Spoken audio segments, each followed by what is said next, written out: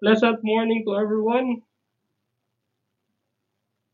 My name is Second Lieutenant Rodolfo Joe B. Locsin Jr., Mock Reserve, your assigned instructor to give you the recap on the subjects that we tackled last Wednesday during our asynchronous class, which is the military leadership and the field artillery operations subject. For the military leadership subject, we're going to be tackling the definition, the responsibilities, roles, leadership principles, the types of leadership, and the factors, value, traits, and framework of military leadership. Military leadership is defined as an art on how you influence others. So, being a person or an officer in a position, in order for you to accomplish a mission, a task, or a goal, you should be able to influence others by providing them information or giving them instructions. Give them a reason and purpose why they will be doing this and that. And of course, motivate them in order for them to achieve your target objectives. As a leader, you have two responsibilities, and that is for the success or the accomplishment of your mission and for you to look out the welfare of your men. So you need to win the hearts and mind of your men in order for them to give their trust and confidence to you as their leader. You, as a leader, need to sympathize also to your subordinates in order for you to win their trust.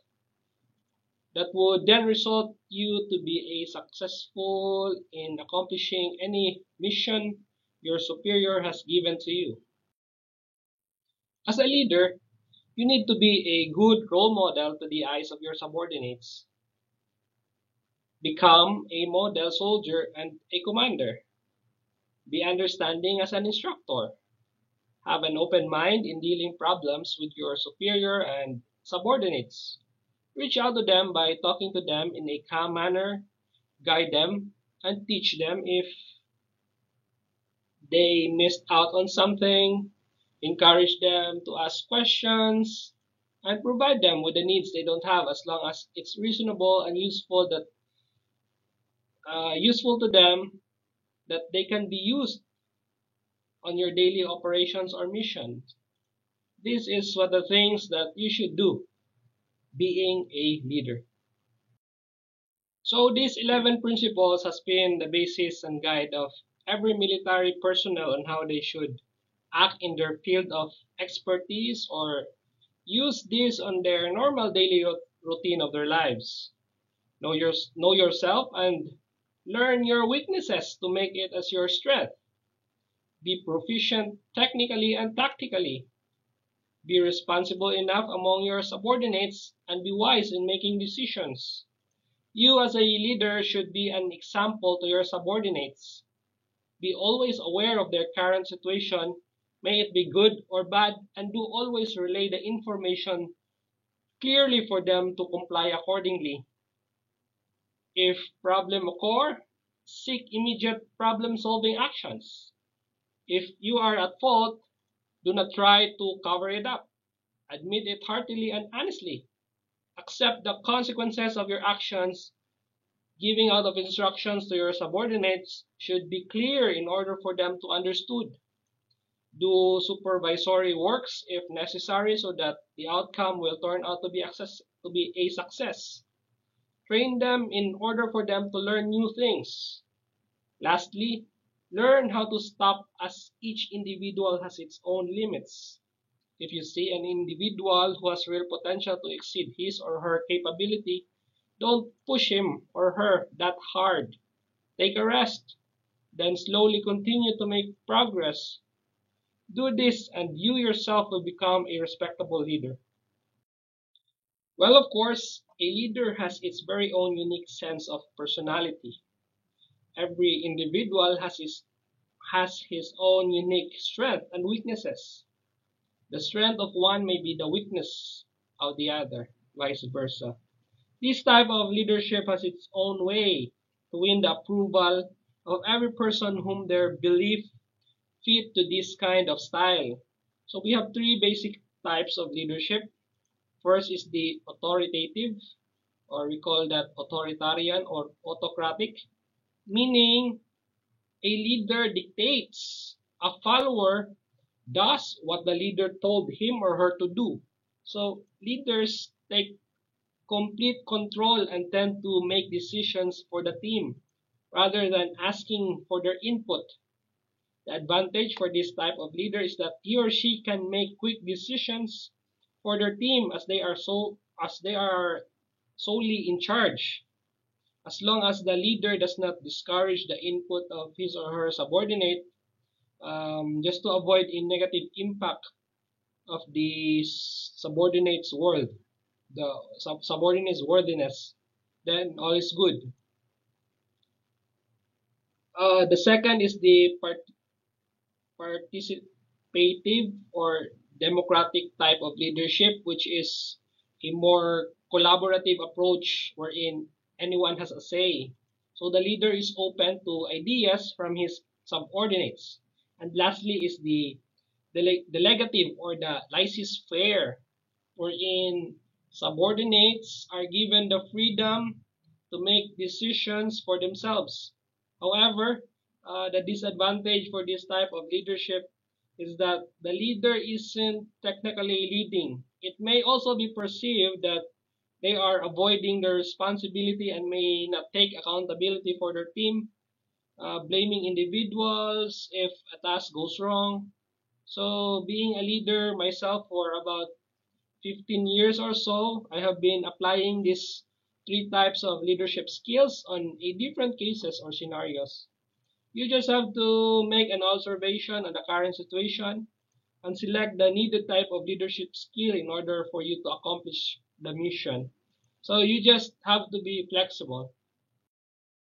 The factors of leadership involves oneself to be also a good follower in order for you to become a good leader.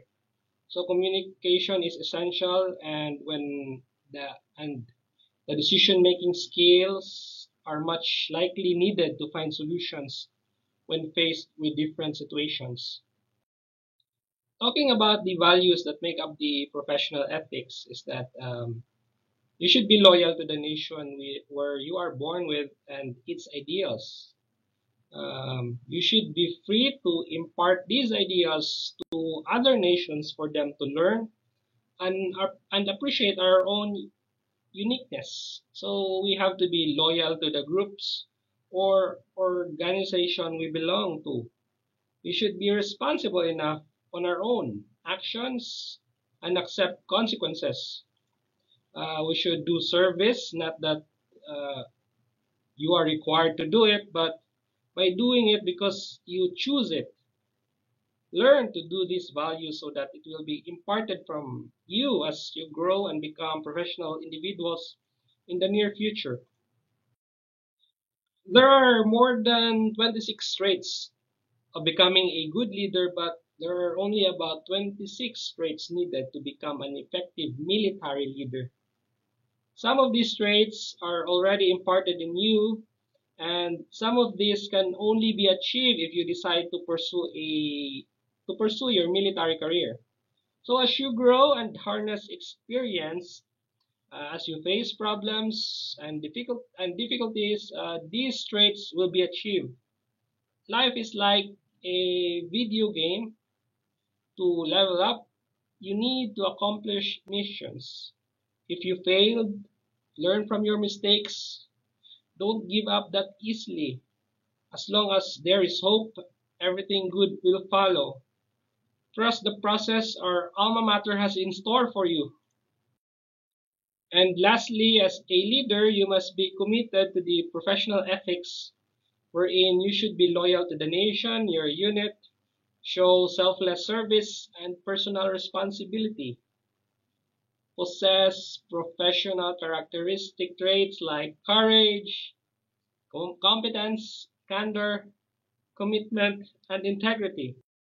For the introduction of field artillery operations subject, we will tackle and discuss its mission, capabilities, and limitation, their employment, and their organizational structure. The mission of field artillery is purely to destroy by neutralizing or suppressing the enemy with timely and accurate field artillery fires in support of the ground forces and to assist in the integration of all fire support assets into combined armed operations. Commanders in field artillery group must capitalize, meaning they must take the chance or grab the opportunity to gain advantage in order to optimize its employment and combat power. This is because field artillery provides fire under all conditions of weather and in all types of terrain. So it's either rain or shine, night or day. They conduct it in the mountains, cliff, rivers, or in the open area. Field artillery is capable to conduct their operations in any time of the day. They can do the adjustments anytime and can conduct mass fires rapidly without transferring from one place to another. Aside from the variety of ammunition shells they use, they can deliver chemical fires to eradicate terrorist group. And lastly is that they are very much capable in providing continuous support as the unit in the ground moves from one position to another without being noticed by the enemy group. The field artillery unit has also limitations that must be recognized and considered when planning for its use since it has a limited self-defense capability against ground or air attack. The selected area to position the field artillery unit should be planned accordingly to make sure that nearby enemy cannot just simply destroy its location and to limit the capability of an airstrike. The bigger the weapon used by field artillery units, the better since field artillery has limited capability to destroy point targets without considerable ammunition expenditure, meaning that if a bunker is the target to be destroyed, it would probably take 3 to 4 ammunition shells using the mortar for the target to be destroyed, compared to one shell of a howitzer weapon. And lastly, the limitation of the field artillery unit is that once the weapon has been fired, it has a certain sound, or we call it firing signature, wherein enemies can detect it, then it would give them ample time to duck and cover to avoid casualty on themselves. This is what a howitzer weapon looks like compared to a mortar wherein this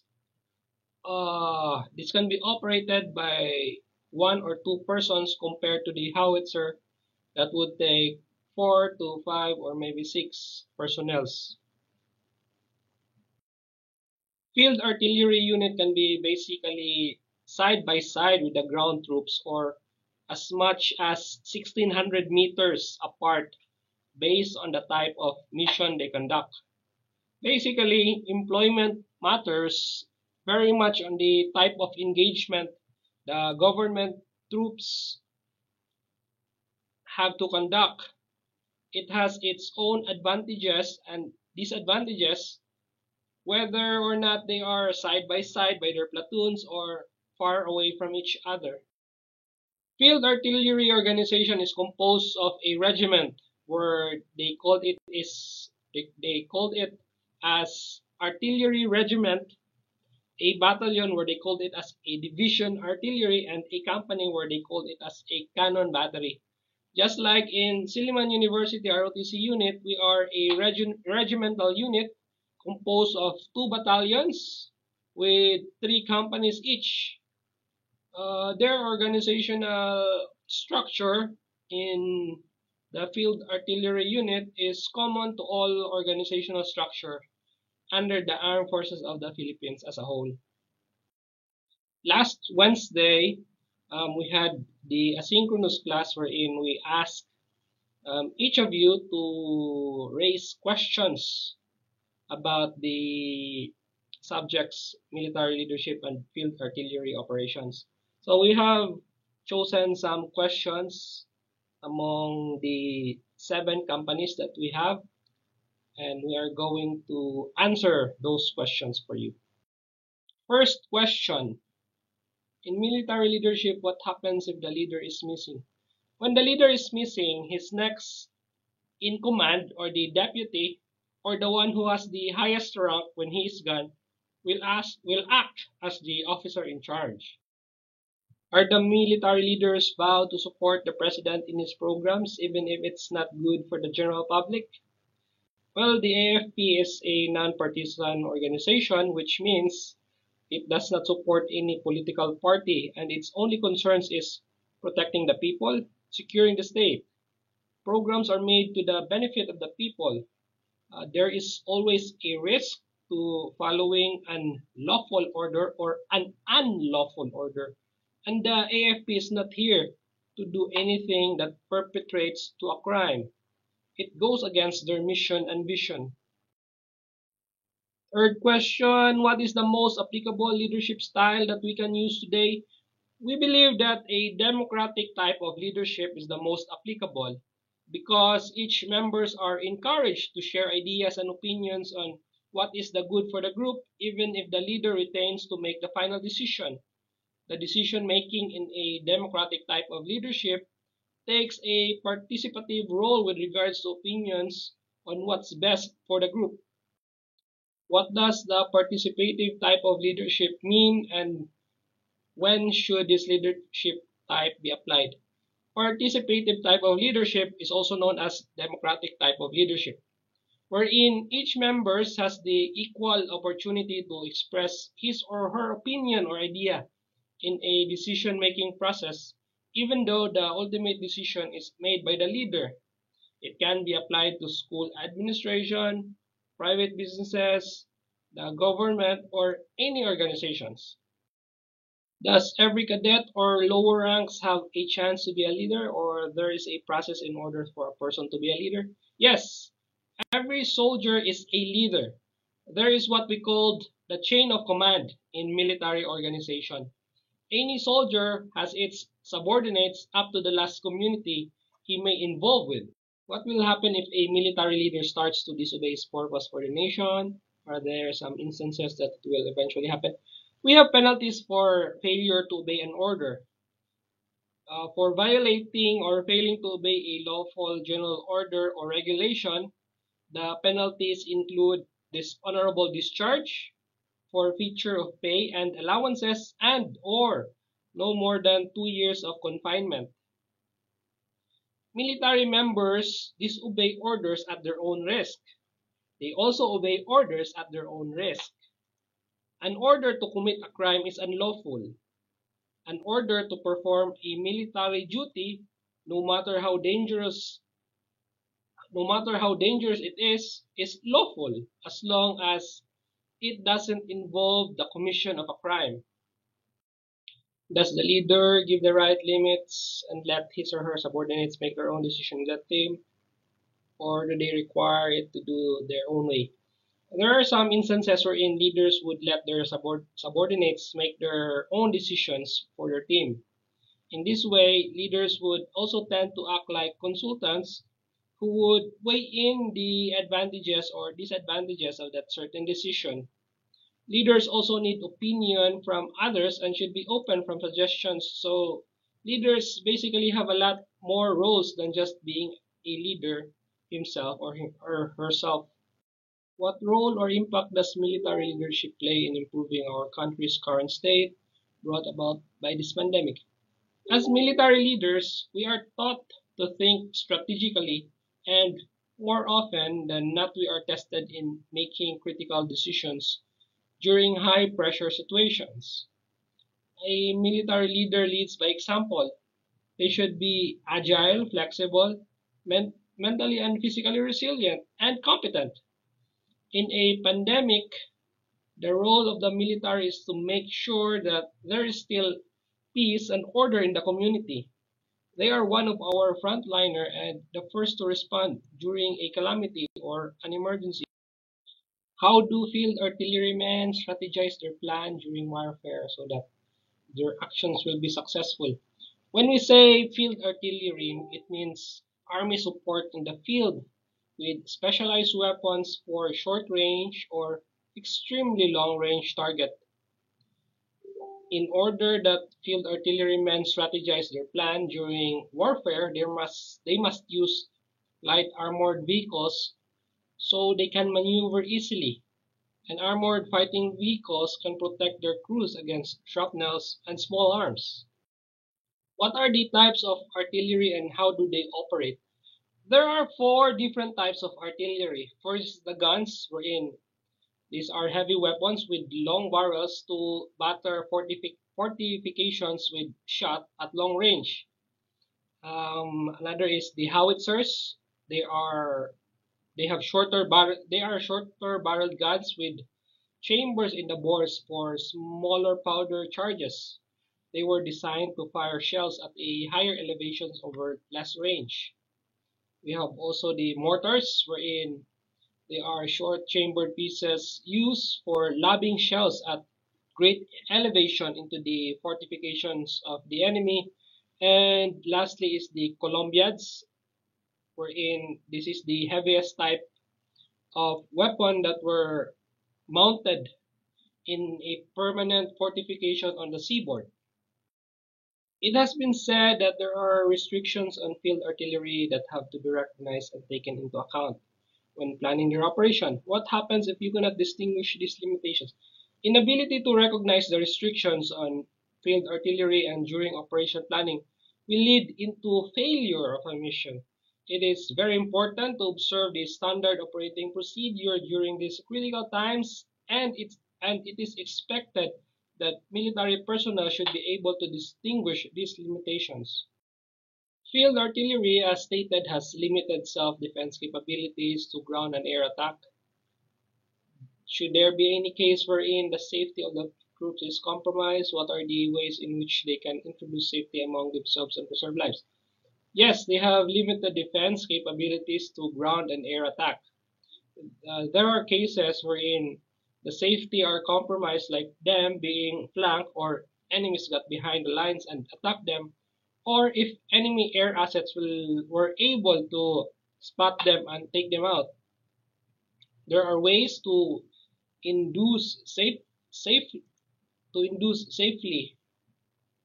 If it's air attack, the artillery will have to rely to the other supporting unit in charge for anti-air. For ground attacks, still the same. They will have to rely on the ground forces to protect them. Another way is to camouflage or fire in short barrages to lower the heat signature or profile. For instance, during artillery operations when the howitzer will be used to neutralize enemy positions, what if this operation will cause friendly fire? What will happen to the field artillery commander?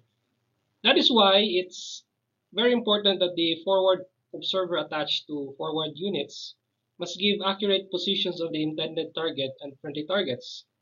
The field artillery team will not fire their howitzer unless a target is given by the the forward observer, and the forward observer should tell the unit he is attached to fall back. In case it's the error of the artillery team wherein there is a friendly fire, and as an investigation will be conducted and it will be judged under the military law. Before I end the recap for today, let me share to you this message a wise man has shared to us. How do we make learning 100% successful? This is a simple truth to make our learning process 100% successful.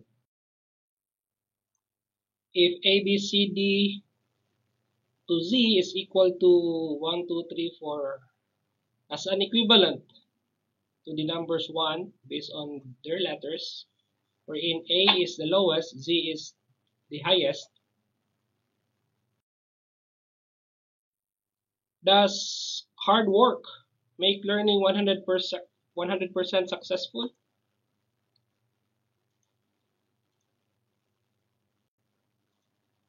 Knowledge?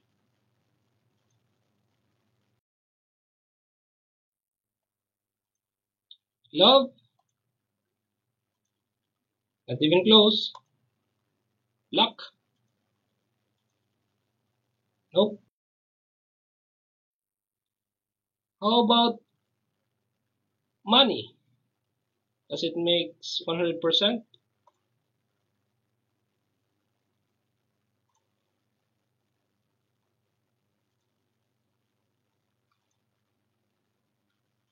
Or even leadership? Not close enough. To achieve 100%, what we need is proper attitude. It is proper attitude towards life and learning that enable us to achieve 100%. Thank you and God bless.